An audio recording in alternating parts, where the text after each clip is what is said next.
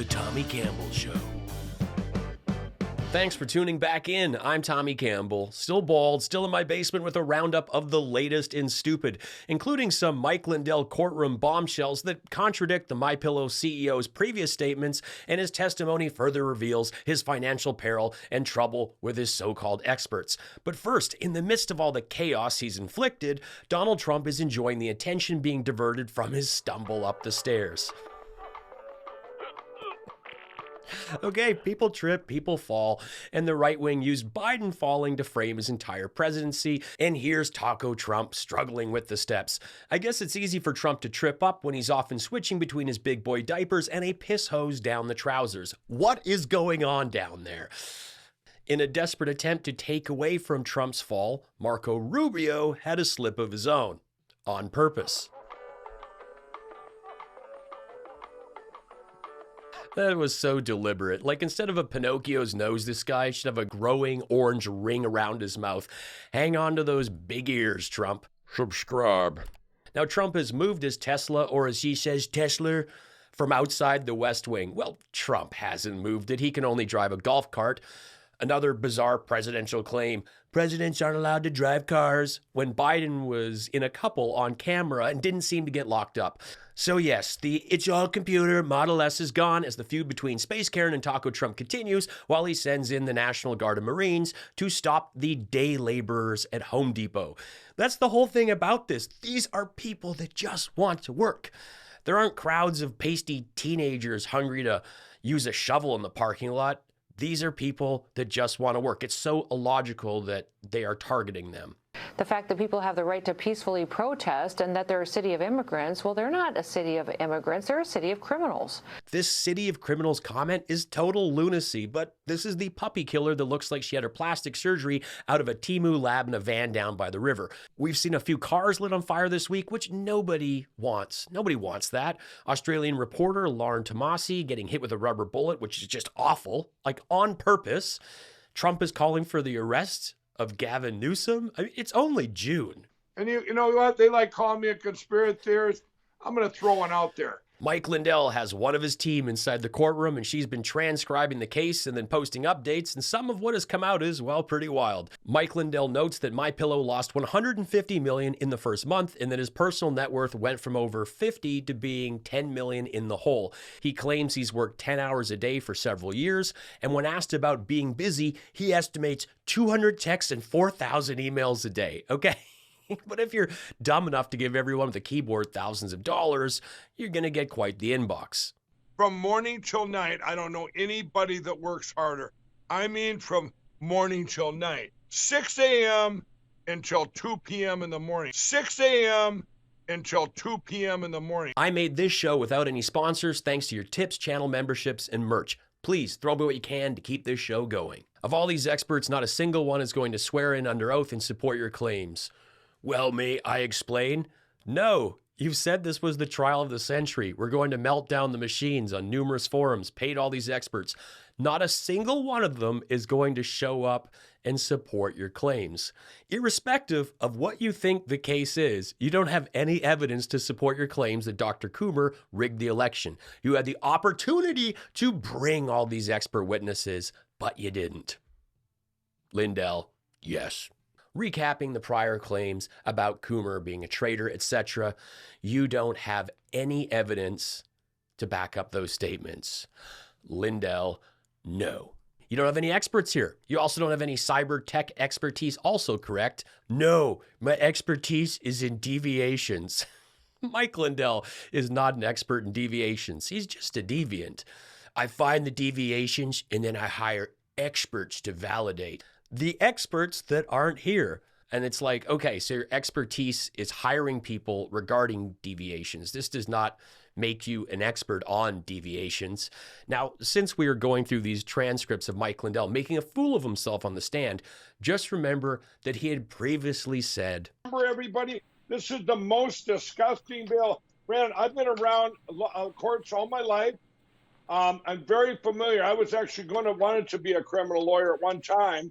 I actually, I had one of my best friends was a criminal lawyer in Minnesota, and I learned so much about bills and laws, some of it my own, and was he gonna want to be, or did he just want to be? Gonna want it to be? Just because you've been to court multiple times doesn't mean you could do the job. Oh, my friend's a lawyer. So? I mean, I've seen the Rolling Stones, I think 5 times, doesn't qualify me to sing like Mick or play like Keith. But for someone claiming he could have been a lawyer, lawyers usually don't speak like this. Lawsuits are going on. What lawsuits are going on? People that were subpoenaing election fraud, they just sued the 2 people that were subpoenaing election fraud in Wisconsin.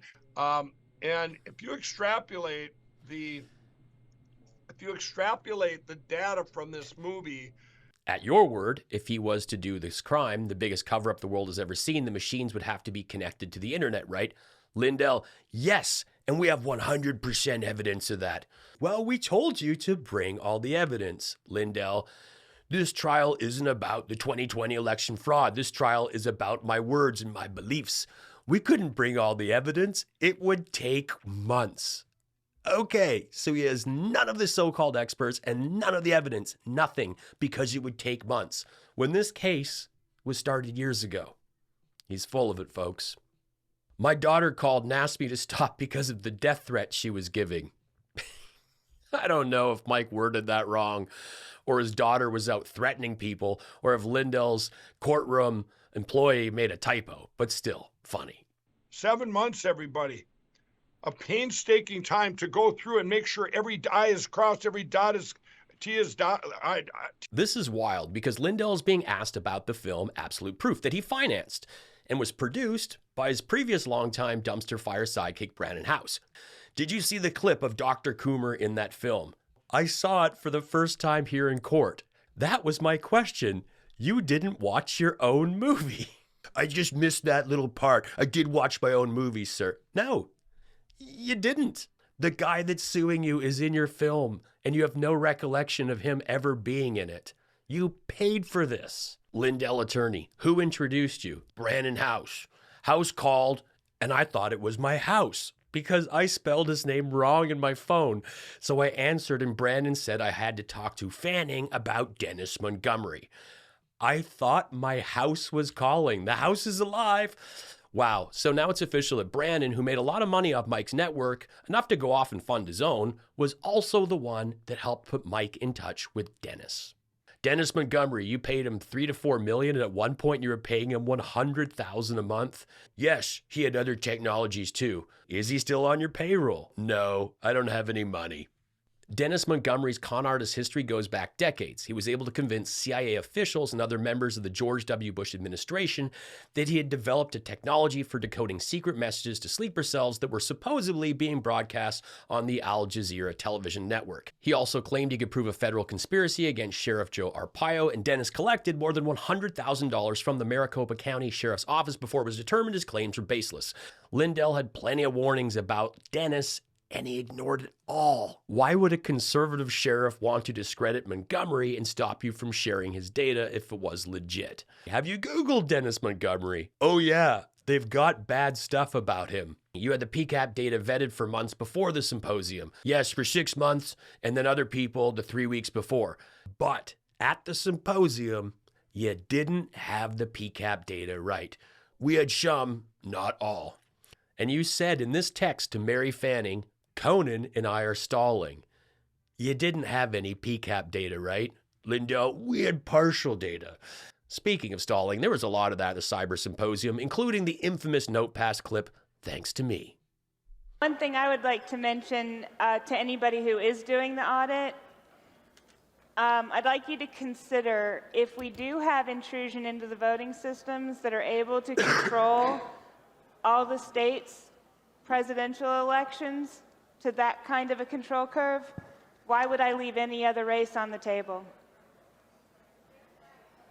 Make sure you pay attention to all of them. So the question is so were these calculations being made in China on election night? I've been looking at the result data. I have no way to know where they were being made. So you didn't have any PCAP data. Josh Merritt gave Harry Hursty hard drives that weren't our data. It might not have even been our data. The same Josh Merritt that said the PCAPs weren't real. Lindell, but he told me that they were real in Texas. He spent 15 minutes on a chalkboard explaining it. And then we had problems with him because he went to a newspaper. And then you said, we are in trouble because we don't have data. You now offered the sale of the century for the trial of the century. And Lindell says, yes, we can't afford to be here. We are liquidating our sheets. Liquidating our sheets sounds like the alternate title to the VHS tape Putin has on Trump. And again, Lindell's sheets are made with cotton from Egypt. That's why they are called Giza Dreams. He's not as made in the USA as he claims. Lindell's time on the stand has not helped his case. He's demonstrated that he pumped millions into the big lie, has no personal expertise beyond writing checks, and all those that cashed those have not shown up to support his claims. He has repeatedly been shown clips and posts of where he attacked Coomer and has no way to back up his claims about Coomer, so this defamation case should be an easy win. I also think anyone that attended his $5 million challenge at the Symposium should be suing him, since he's admitting in court that he did not have the PCAPS that they were there to examine. Right to. What about tanning beds? It eliminates a 10% tax on tanning beds. I mean, how did that become a priority for Well, I think that was an unfair thing that the Biden administration put on an industry because they decided It was actually, it goes back to 2010. It's been around for 15 years. Yes, but the Biden administration enhanced it, and there'll be modifications probably to that in the final package as well, but we'll see how it comes out. The 10% tax on indoor tanning services implemented in 2010 under the Affordable Care Act aimed to reduce usage due to health concerns, and the tax led to a decline in cancer-causing indoor tanning. Even famously, 2Tan Snooki from Jersey Shore said it prompted her to switch to spray tans. But why is Tiny Johnson so giddy about this? Does Trump want to fake and bake? Because the truth is, if he'd been grilling that skin the entire time, he may not still be around. Damn. This guy shouldn't be allowed to call himself a comedian. Okay, well, I have played around the world. Over 35 countries, have millions of streams of my stand-up on Spotify and millions on this comedy show here. And this week, I'm back out on the road with Jim Jefferies later in the week, playing an arena in 2 theaters, but I am not a comedian. MAGA tears. You really need to shave. Like, you watched my show and you're concerned if the carpet matches the drapes that we're talking about? MAGA tears. When asked about being busy, estimates 200 texts and 4,000 emails a day. But if you're dumb enough to give everyone with a keyboard $1,000, you're going to get quite the inbox. Oh, this is the Nigerian prince's wet dream. My daughter called and asked me to stop because of the death threat she was giving.